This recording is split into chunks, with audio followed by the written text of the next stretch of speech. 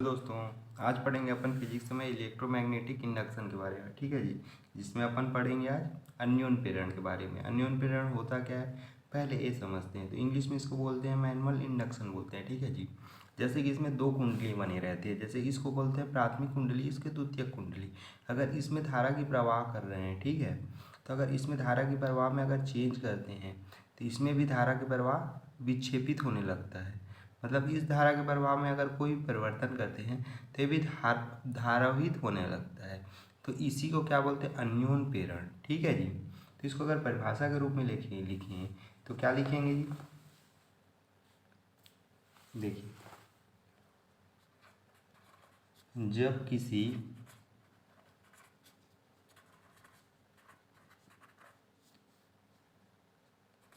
कुंडली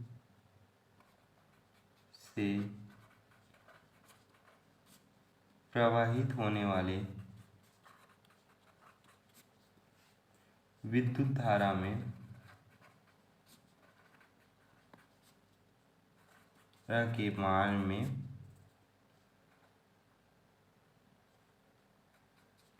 परिवर्तन किया जाता है। ठीक है जी।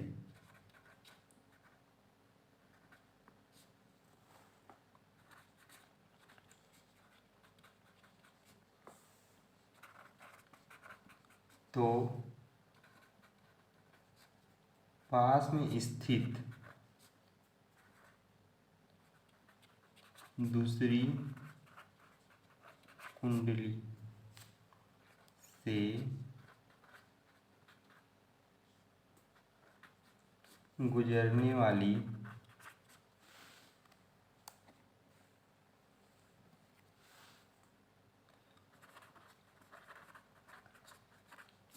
चुंबकीय फ्लक्स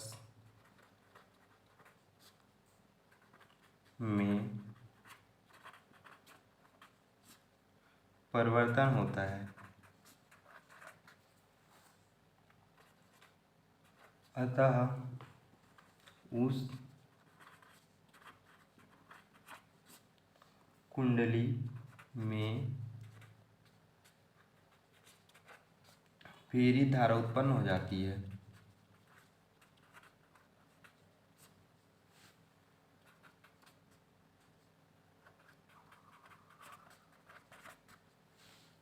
इस घटना को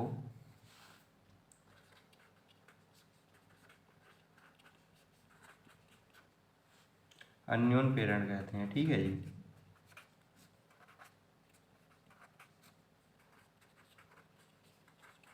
अब देखिए, हम अपन आप परिभाषा के रूप में इसको समझते हैं। परिभाषा में क्या बोल रहा है, देखिए, अन्योन प्रेरण जब किसी कुंडली में प्रवाहित होने वाली विद्युत धारा के मान में परिवर्तन किया जाता है। अब मान लीजिए शुरू में अगर 20 वोल्ट बह रही थी, कुछ देर बाद हम लोग अगर इसमें 10 मिनट तक हमने 20 वोल्ट तक ही बहाया, फिर इसके बाद हमने 20 वोल्ट में 10 प्लस वोल्ट प्लस कर दिए तो इसमें 30 वोल्ट हो गया। कितने मिनट बाद, तो 10 मिनट बाद। ठीक है जी। तब इसमें धारा में प्रवाहित हो जाएगी, चेंज हो जाएगी। तो पास में स्थित दूसरी कुंडली से गुजरने वाले विद्युत फ्लक्स, जैसे कि यहाँ पे मान लीजिए विद्युत फ्लक्स, जैसे अपने को पता है कि विद्युत फ्लक्स तो अगर कोई भी कुंडली से गुजारेंगे तो उससे विद्युत फ्लक्स ऐसे पास होती है ना जी, ये ऐसे पास होती है, आप लोग को तो पता ही है। ठीक है। तो परिवर्तित हो जाती है, अतः उस कुंडली में प्रेरित धारा उत्पन्न हो जाती है। अब इस कुंडली में कैसी धारा उत्पन्न हो रही है जी, तो प्रेरित धाराएं उत्पन्न हो जा रही है। ठीक है।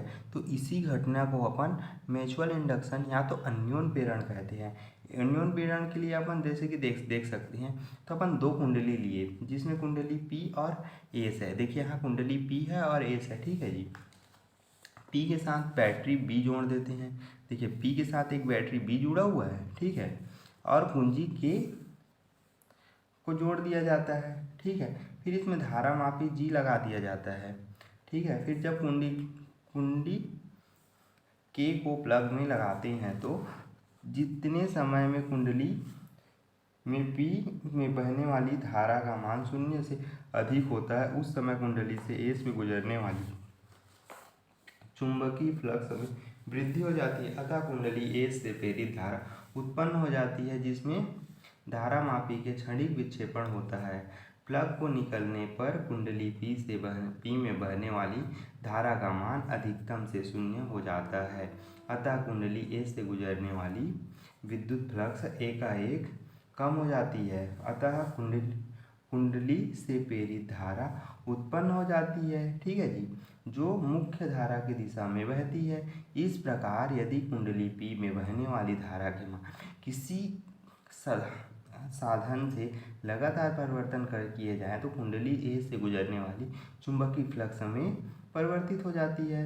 अतः कुंडली ए में धारा प्रवाहित होने लगती है। इस घटना को अन्योन प्रेरण कहते हैं, ठीक है जी। अगर डिटेल में समझें तो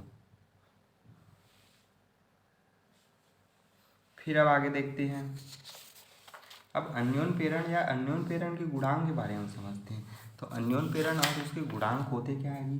तो जैसे कि कोई भी कुंडली है तो उसके फ्लक्स के तो अनुत्क्रमानुपाती ही बहती है ना, अनुत्क्रमानुपाती बहती है। अब अनुत्क्रमानुपाती का अगर साइन को हटाएंगे तो क्या हो जाएगा जी? एम आई हो जाएगा।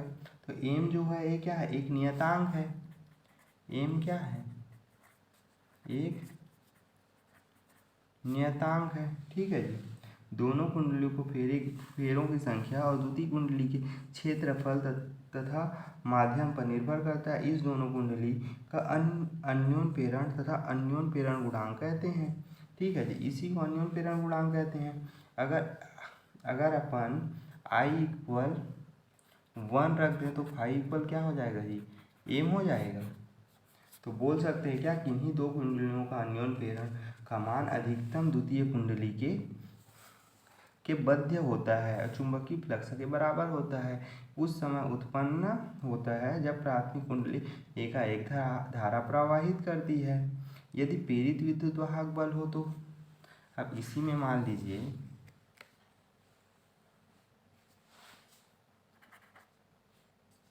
क्या हो? प्रेरित विद्युत वाहक बल। अब प्रेरित विद्युत वाहक बल होता क्या है? इसे ई से रिप्रेजेंट करते हैं, अपने को तो पता है। और इसमें क्या होता है? Del phi upon del t होता है। अब फाई की वैल्यू क्या निकाले थे जी हम लोग? यहाँ पे इक्वल एम आई निकाले थे, तो यहाँ पे एम आई पुट कर देते हैं तो एम आई हो जाएगा अपान डी टी हो जाएगा। और यहाँ पे माइनस साइन चलेगा तो यहाँ भी माइनस साइन आ जाएगा, ठीक है जी। तो एम कॉमन निकल जाएगा तो minus m d i upon d t, ठीक है जी।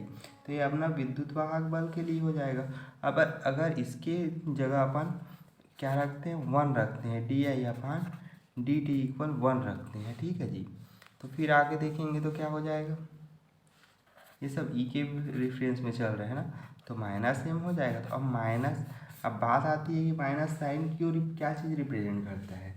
तो दोनों कुंडलियों का अन्योन प्रेरण अंकित रूप से द्वितीय कुंडली के प्रेरित विद्युत वाहक बल के बराबर होती है, जो प्राथमिक कुंडली के धारा के परिवर्तन की इकाई में होने से उत्पन्न होती है। ये चीज़ बोल सकते हैं। और इसका मात्रक क्या होता है जी? अगर कोई बोले आपसे एम का मात्रक क्या होता है तो हेनरी होता है, ठीक है जी, हेनरी। ये अपना कंपटीशन जैसे कि नीट है, जेई है, ये सब में पूछे जाते हैं, ठीक है।